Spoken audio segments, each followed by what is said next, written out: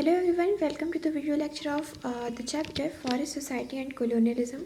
So in this chapter we are going to talk about the forests that were in India and how the Britishers affected the forest, how they felled the trees recklessly, and how they affected the lives of people whose life were dependent on forest. So let's talk about that.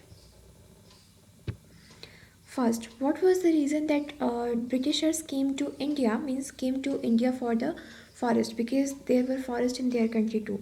So let's talk about that. Disappearing of forest in England. As the cultivated area in England was on increase, the forests started disappearing. There was a shortage of oak trees for shipbuilding in England, and that is why they started exploring Indian forest under colonial rule. Search parties were sent to explore forest resources in India. Within a decade, trees were felled on a massive scale and vast quantities of timber were being exported from India.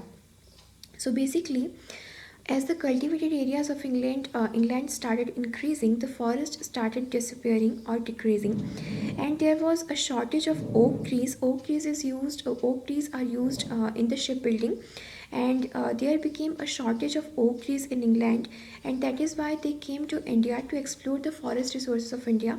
They sent a search party in India to explore the forest resources of India and started exporting the timber from India to their country so that the shipbuilding could be carried on. And within a decade of their coming, the forest of India started disappearing. Commercial forestry. At first, Britishers assumed that forests were unproductive, but later on they realized forests were one of the most important natural resources of India. They invited a German expert, Dietrich Brandes, to advise on this matter. He was appointed as the first Inspector General of India. It was on his advice that they followed scientific forestry. So basically, at first, when the Britishers explored Indian forest, they were very reckless about it.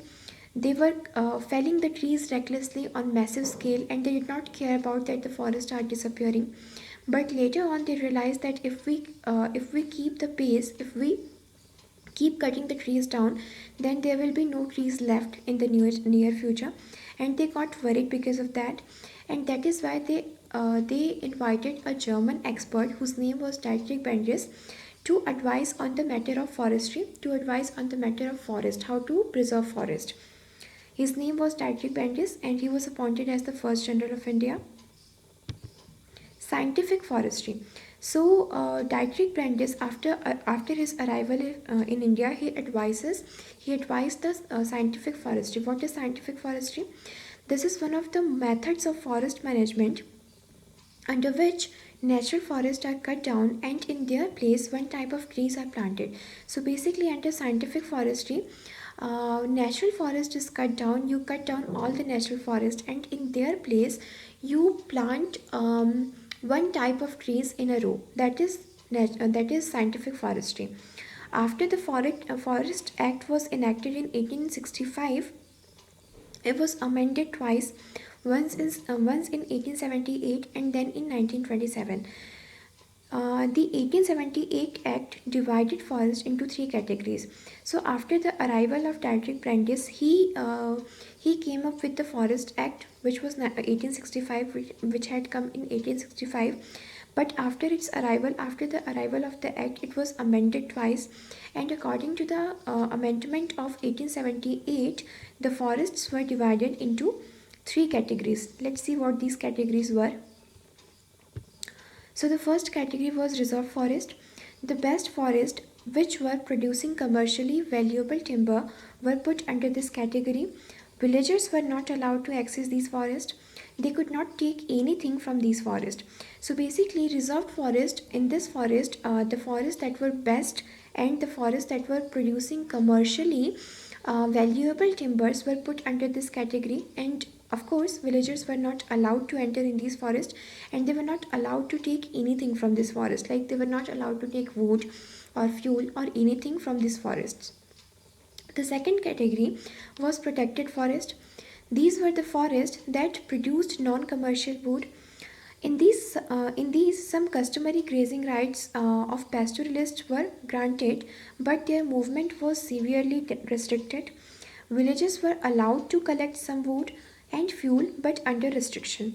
So, the second category was protected forest. Under this category, these were the forests that produced non-commercial wood, and these were the forests that produced non-commercial wood, and that is why some of the activities of villagers were allowed in this forest, like they were allowed to graze their animals in this forest, but with restriction.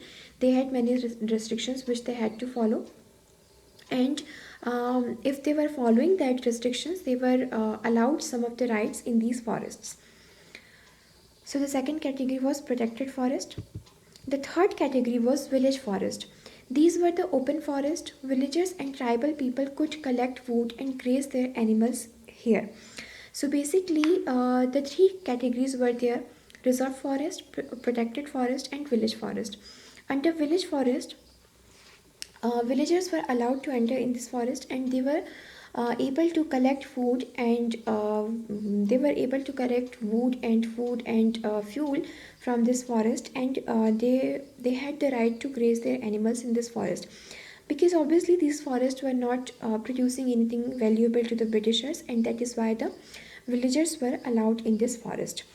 So we saw that according to the Act of 1878, according to the Indian Forest Act of 1878, three types of forests were there. First is reserve forest, second is protected forest, and third is village forest. In reserve forest, villagers were not allowed at all. In protected forest, they were allowed a little bit, but with restrictions, and in village forest, they were allowed. So let's see how the lives of people were getting affected because of the rules and regulation that the Britishers had come up with. Impact of forest rule on cultivation. Hunting, fishing, grazing of cattle, and cultivation were the main economic activities of tribal people. All these activities were affected by various laws formulated by government. So these were the hunting and fishing, grazing of cattle, and cultivation were the main economic activities of tribal people and local people, and these activities were getting affected because of the various rules that the government had formulated. Then there is impact on hunting. The new forest law changed the lives of forest dwellers in yet another way. Before the arrival of outsiders, many people's lives depended on hunting, but with the introduction of various laws, hunting was declared illegal. So many people's lives were dependent, tribal people's lives were dependent on hunting. Their economic life was dependent on hunting, their food was dependent on hunting. But hunting was declared illegal after the colonial rule, with the arrival of colonial rule, and that is why their lives were getting affected because of that. Rebellion in the forests. Before the arrival of Britishers, local people controlled the forests, but with the arrival of outsiders, many restrictions were imposed on local people. In many parts of India and across the world, forest community rebelled against the changes that were being imposed on them. So the lives of people, the lives of local people, and the lives of tribal people were dependent on forest. And with the arrival of outsiders, with the arrival of Britishers, they had come up with many rules and regulation. According to those rules, they could go to forest and they could cut down the trees and they could hunt all they wanted.